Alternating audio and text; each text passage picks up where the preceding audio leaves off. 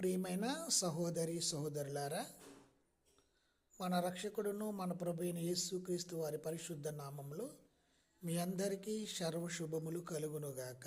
ఆమేన్. నా కాలగతులు నీ వశములోనున్నవి అంటున్నాడు లేఖనంలో.